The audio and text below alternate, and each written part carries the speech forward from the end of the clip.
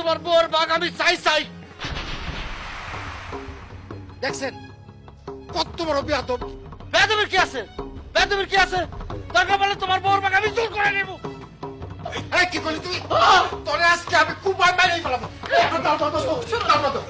ওরে মাইরো না, পাগল মানুষ, ওর বুদ্ধি শুদ্ধি নাই, মাইরো না ওরে। তুই বউয়ের ভাগ চাস না? খাড়া খাড়া তোরে দিতেছি বউয়ের ভাগ।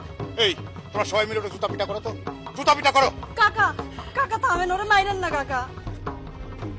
আমার মাইরা ফালাই দিল, আমার বাবার সয় সম্পত্তি বাড়ি ঘর যা দেশ এগুলো আমি চাই না, কিন্তু আমি আমার ভাবির বাঘ চাই চাই। চুপ করো তুমি।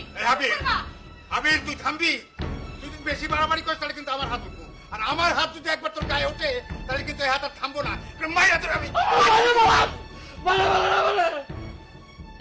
মানে তারপরে আমি এক কথা কব।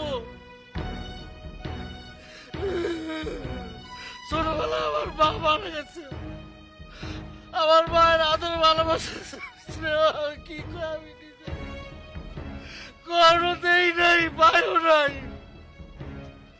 মা মারা যাওয়ার পরে আমার ভাই বিয়ে করে ভাবিনে নিয়ে আসে। আমার ভাবি আমার মায়ের মতো আদর যত্ন করে স্নেহ দিয়ে বড় করছে। সেই ভাবিরে ভাগ করে নিয়ে যেতে চায় আমার ভাই।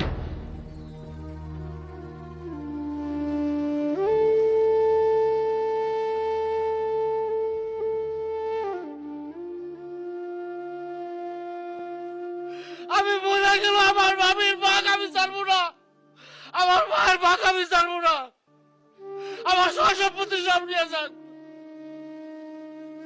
কিন্তু আমার মায়ের ভাগ আমার ভাবির ভাগ আমি ছাড়বো না। আমার ভাবির ভাগ আমার দিতে হইব, আমার ভাগ দিতে হইব। আমি জানতাম হাবিলের মনের মধ্যে খারাপ কিছু নাই।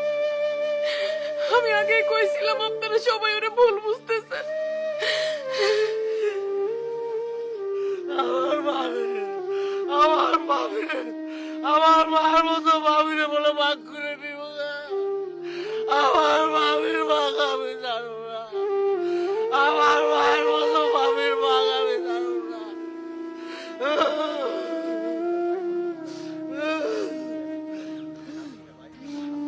আবির, আবির, আমরা কেউই বুঝতে পারি নাই আসলে তোমার মাতৃতুল্য মায়ের মতো ভাবির কাছ থেকে স্নেহ মায়া মমতা পাওয়ার লেগেই তুমি এই পাগলামি করছো।